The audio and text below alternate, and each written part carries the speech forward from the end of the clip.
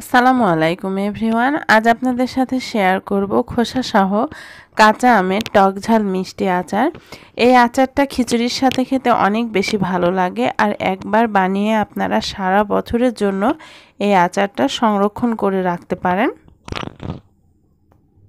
আচার তৈরির জন্য এখানে আমি 1 কেজির থেকে একটু বেশি পরিমাণ কাঁচা আম নিয়েছি। আমগুলোকে আমি খুব ভালোভাবে ধুয়ে তারপর টুকরো করে কেটে নিয়েছি। এখানে আটি শক্ত হয়েছে এমন আমটাই নিতে হবে। আমি বটি দিয়ে আমগুলো টুকরো করে নিয়েছি। আমগুলোকে আমি প্রথমে 4 ভাগ করে তারপর এটাকে টুকরো করে কেটে নিয়েছি। যেহেতু আমের আটিগুলো শক্ত ছিল তাই আমি এটাকে বটি দিয়ে টুকরো করে কেটে নিয়েছি। আপনারা আপনাদের পছন্দ মতো আমগুলো কেটে নিতে পারেন। আমগুলো কাটা হয়ে গেলে খুব ভালোভাবে ধুয়ে আমি পানিটা ঝরিয়ে নিয়েছি। এবার একটা বড় পাত্রে আমটা নিয়ে নিচ্ছি। তারপর দিয়ে দিচ্ছি 1/2 চা চামচ পরিমাণ হলুদের গুঁড়া, দিয়ে দিচ্ছি 1 চা চামচ পরিমাণ লবণ, সাথে দিয়ে দিচ্ছি 1/2 চা চামচ পরিমাণ মরিচের গুঁড়া।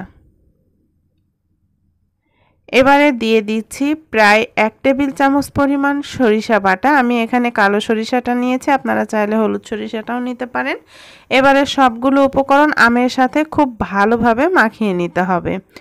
মাখানো হয়ে গেলে এটাকে আমি রোদে দিয়ে একদিনের মতো শুকিয়ে নেব। আপনাদের রোদের ব্যবস্থা না থাকলে ফ্যানের বাতাসে দিয়েও এটাকে একদিনের মতো শুকিয়ে নিতে পারেন। এখানে আমি আমগুলোকে 2 দিনের মতো রোদে দিয়ে শুকিয়ে নিয়েছি। আমি একটু সমস্যার কারণে প্রথম দিন আচারটা বানাতে পারিনি। চেষ্টা করবেন একদিন রোদে দিয়ে আমটাকে শুকিয়ে নিতে, তাহলে আচারগুলো খুব ভালো হবে। আমটা একটু বেশি শুকিয়ে গিয়েছে, তাতে কোনো সমস্যা নেই। এভাবেই আমি আচারটা বানিয়ে নেব। আচার তৈরির জন্য আমি একটা মশলা তৈরি করে নেব। এজন্য এখানে আমি নিয়েছি 1 চা চামচ পরিমাণ আস্ত জিরা, 1 চা চামচ পরিমাণ পাঁচফোড়ন, 1 চা চামচ পরিমাণ মৌরি, সাথে নিয়েছি 1 চা চামচ পরিমাণ গোটা ধনিয়া, 2টা শুকনো মরিচ, 3 টুকরা দারুচিনি আর 2টা ছোট এলাচ নিয়েছি। এবারে এগুলোকে খুব ভালোভাবে শুকনো খোলায় ভেজে তারপর গুঁড়ো করে নেব। আগে থেকে একটা প্যানে 1 কাপ পরিমাণ সরিষার তেল গরম বসিয়ে দিয়েছি। ফোড়নের জন্য দিয়ে দিচ্ছি একটা তেজপাতা, 1/2 চা চামচ পরিমাণ পাঁচফোড়ন, দিয়ে দিচ্ছি 2-3টার মতো শুকনা মরিচ। খুব ভালোভাবে ভেজে নিয়ে এখানে আমি 2টো বড় সাইজের রসুনের কোয়াগুলো ছাড়িয়ে নিয়েছি, সেগুলো দিয়ে দিচ্ছি। এখানে আমি দিয়েছি 1 চা চামচ পরিমাণ আদা বাটা, 1 চা চামচ রসুন বাটা, সাথে এখানে আমি আরও 1 টেবিল চামচ সরিষা বাটা দিয়েছি, সেটা কোনোভাবে স্কিপ হয়ে গিয়েছে। এবারে দিয়ে দিচ্ছি 1/2 চা চামচের মতো হলুদের গুঁড়া, দিয়ে দিচ্ছি প্রায় 1 চা চামচ পরিমাণ মরিচের গুঁড়া। ঝালটা যে যেমন খাবেন সে অনুযায়ী বাড়িয়ে বা কমিয়ে দিতে পারেন। দিয়ে দিচ্ছি স্বাদ মতো কিছুটা লবণ। এবারে মশলাগুলোকে খুব ভালোভাবে একটু ভেজে নিচ্ছি। মশলাগুলো যখন ভালোভাবে ভাজা হয়ে এসেছে তখন আমি আমগুলো দিয়ে দিচ্ছি। আমগুলো দিয়ে এই মশলার সাথে এটাকে আমি 3-4 মিনিটের মতো খুব ভালোভাবে কষিয়ে নিচ্ছি। 3-4 মিনিট পর এখানে মিষ্টির জন্য দিয়ে দিচ্ছি 1/2 কাপ পরিমাণ চিনি। আপনারা চাইলে চিনির পরিমাণটা আরেকটু কমিয়ে দিতে পারেন। চিনিটা দেওয়া হয়ে গেলে দিয়ে দিচ্ছি 2 টেবিল চামচ পরিমাণ হোয়াইট ভিনেগার। তারপর এটাকে আমি খুব ভালোভাবে নেড়ে চেড়ে মিশিয়ে নিচ্ছি।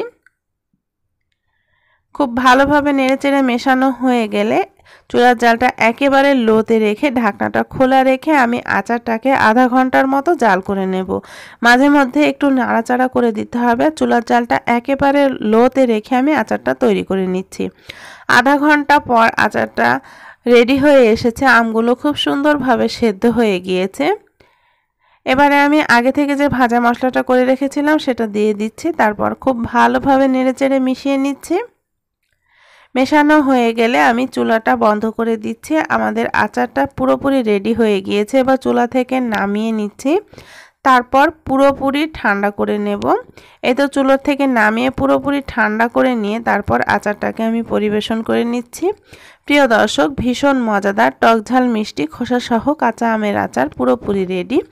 এই আচারটা খিচুড়ি, সাদা ভাত যে কোনো কিছুর সাথে খেতেই অসম্ভব মজা লাগে। আর এটাকে আপনারা পরিষ্কার কোনো বয়ামে ভরে বছর খানেকের মতো সংরক্ষণ করে খেতে পারেন। মাঝে মাঝে একটু রোদে দিলেই হবে, আর নর্মাল ফ্রিজে রাখলে এটা অনেক দিন পর্যন্ত ভালো থাকে। আশা করছি আজকের মজাদার এই আচারের রেসিপিটি আপনাদের অনেক অনেক ভালো লেগেছে। আমার চ্যানেলে আরও বেশ কিছু আচারের রেসিপি রয়েছে, আপনারা চাইলে দেখে নিতে পারেন। আমি ডিসক্রিপশন বক্সে লিঙ্কগুলো দিয়ে দেব। সবাই ভালো থাকবেন, সুস্থ থাকবেন। সবাইকে আল্লাহ হাফেজ।